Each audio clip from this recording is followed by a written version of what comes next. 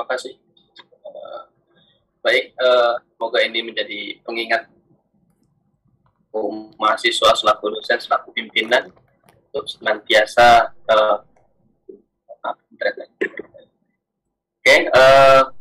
lanjut ke sesi tanya jawab. Di sini Ustadz sudah ada 3 pertanyaan yang masuk ke room chat kami. Yang pertama saya izin menyampaikan, izin membacakan pertanyaan pertama.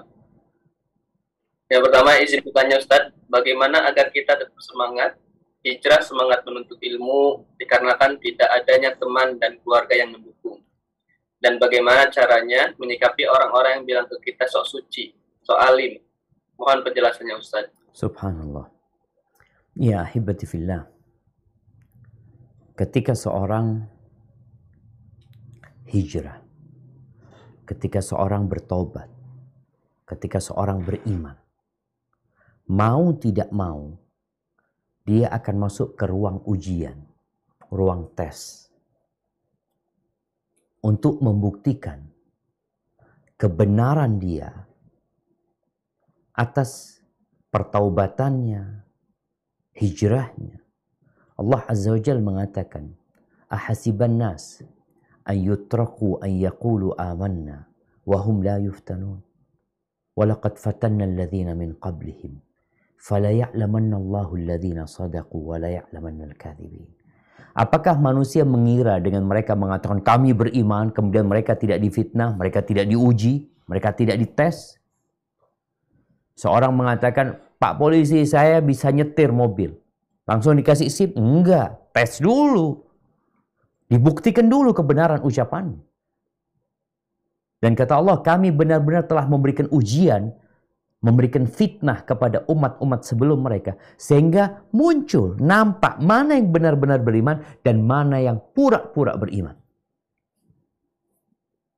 Maka engkau akan diuji. Kalau bicara bagaimana Ustaz, Anda sendirian lingkungan yang kayak gini, engkau lihat bagaimana para sahabat Nabi. Apakah kota Mekah itu lingkungan yang mendukung mereka? Sama sekali nggak dukung. Bahkan perjuangan 13 tahun itu menunjukkan lingkungannya akhirnya udah nggak bisa lagi, mentok udah. Hijrah mereka.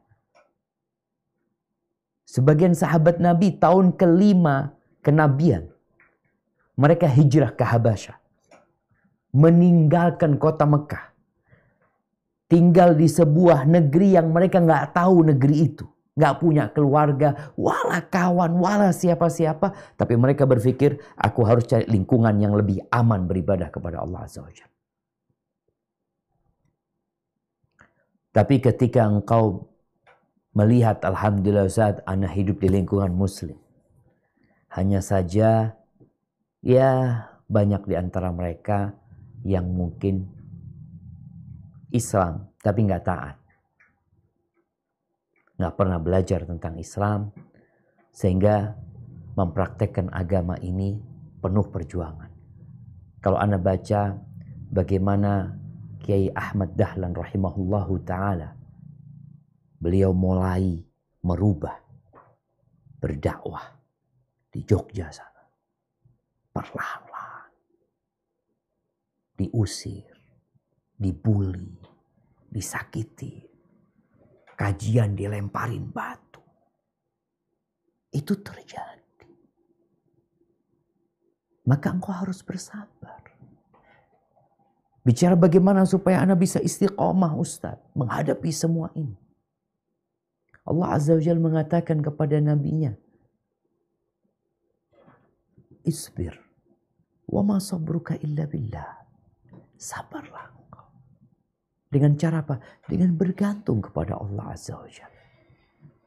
Nabi kita alaihi salatu wassalam, idza hazabahu amrun fazi'a ila shalah. Kalau beliau ditimpa sebuah masalah, maka beliau larikan ke salat. Maka tatkala engkau menghadapi kesulitan, menghadapi keluargamu, kawan-kawanmu, tempat kerjamu, hamparkan sejadahmu. Allahu Akbar. Wasta'inu bisabri wassalah. Kemudian kita perlu baca sejarah. Sejarah itu berulang. Sehingga orang yang beriman itu kalau dia membaca sejarah perjuangan Nabi SAW. Atau dia sebelum Nabi. Nabi kita Muhammad alaihi salatu wassalam. Itu Allah perintahkan untuk meneladani nabi-nabi yang sebelumnya. Kalau bicara kesabaran, Allah mengatakan kepada Nabi alaihi salatu wassalam, Isbir, awasbir kama sabara ulul azmi minar rusul. Sabarlah engkau seperti sabarnya ulul azmi minar rusul. Engkau sabar seperti sabarnya Nabi Nuh, seperti sabarnya Nabi Ibrahim, seperti sabarnya Nabi Musa, seperti sabarnya Nabi Isa alaihissalam. Karena kalau kita membaca sejarah, kita akan merasa, ya Allah, mereka aja kayak gitu. Sampai Nabi pernah disakiti alaihissalatu wassalam, beliau mengatakan, laqad udhiya Musa bi akthar min hadha fasabar. Nabi Musa pernah diganggu, pernah disakiti yang lebih parah dari ini, beliau pun bersabar. Maka ini akan membantu kita untuk bersabar. Dan memang kita nggak boleh sok suci, jemaah. Kadang-kadang kita yang baru ngaji, baru belajar itu jadi orang sok gitu ya. Semuanya salah, semuanya bid'ah, semuanya sesat. Kita perlu belajar perlahan-lahan. Tunjukkan adab dan etika kita. Kunu du'atan wa antum samitun. Pesan sebagian ulama mengatakan, jadilah engkau pendakwah-pendakwah yang diam. Kalau memang masyarakat menolak, engkau diam. Terus gimana dakwah diam? Dakwah dengan akhlakmu, dengan perilakumu. Tunjukkan kepada mereka bahwa memang setelah engkau belajar agama, engkau jadi lebih baik, lebih menghormatin orang tua, lebih menyayangi yang kecil, lebih mudah berbuat baik kepada tetangga. Sehingga muncul orang mengatakan fulan ini tambah kena gitu loh, tambah baik dia. Karena kadang-kala kita setelah belajar jadi kaku bermuamalah, padahal kita seharusnya lebih memuliakan dan menghargai orang lain. Barakallahu fikum.